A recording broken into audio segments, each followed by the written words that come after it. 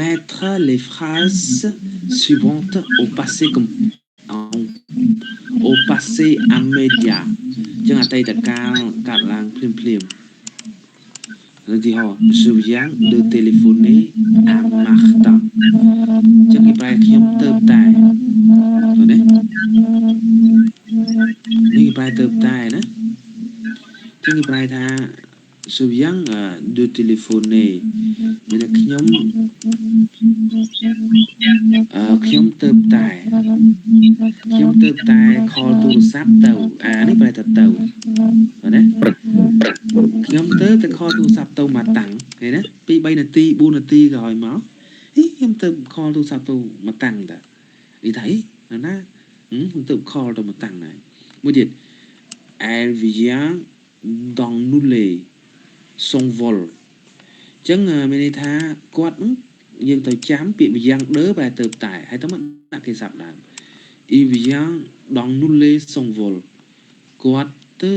តែលុបចោល annuler បែរលុបចោល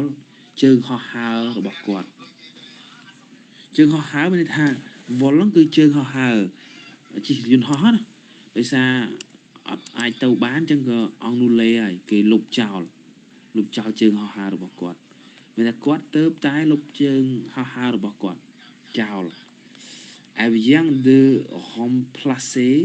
tout l'immeuble មានន័យថានាងទៅតែ remplacer ជំនួសនៅ meuble ប្រែចលនាវត្ថុ meuble គឺសង្ហារឹមមានថានាងទៅតែជំនួសគ្រឿងសង្ហារឹមទាំងអស់របស់នាងមានថាសង្ហារឹមចាស់ទុកចោលទៅដូរយកថ្មីមកដាក់មក La police vient de réveiller le secret ហ្នឹងបែររឿងសម្ងាត់មានថា police ទៅតែគេរក្សារឿង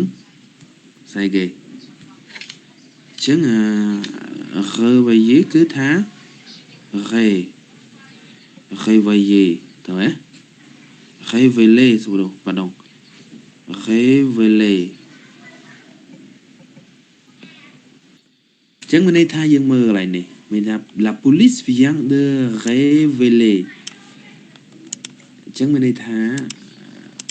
police ទៅតែលាតត្រដាងចឹង révéler ហ្នឹង le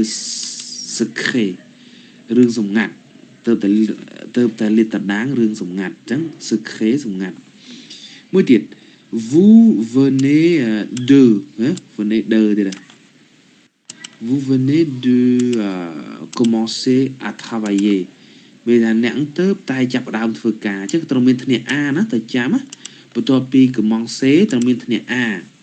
ន្ទាប់ពីធ្នាក់ a ហើយយើងត្រូវដាក់គេសាប់ដើមទៅណាហើយបន្ទាប់ពី vient de នេះត្រូវទៅសេគេសាប់ដើម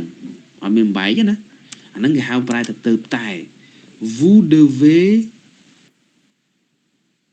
vous venez de commencer à travailler គឺថាអ្នកទៅតែចាប់ផ្ដើមធ្វើការងារ elle vient de manquer នោះបែរខកខាន elle vient de manquer le train បែរថានាងទៅតែខកខានជិះរថភ្លើងពូមកអត់ទាន់រថភ្លើងទៅចោលបាត់អញ្ចឹង manquer បែរថាខកជើងជិះរថភ្លើងtu viens d'avoir 3 ans ណែទៅចាំពាក្យ vient de បែរទៅតែអញ្ចឹងមានថាឯងទៅតែមាន d'avoir បែរមាន3 ans ឯងទៅតែមានអាយុ3ឆ្នាំឃើញទេទៅតែថ្មី numéro 8 il vient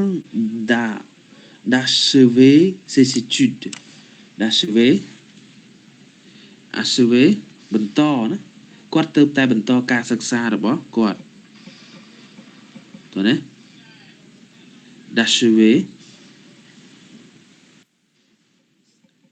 ses études ទៅយ៉ា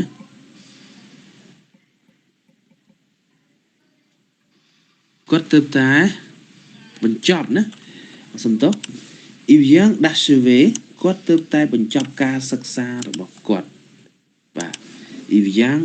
d'achever ses études ការសិក្សាពេល étude គឺការសិក្សាតោះនាងសំចេញ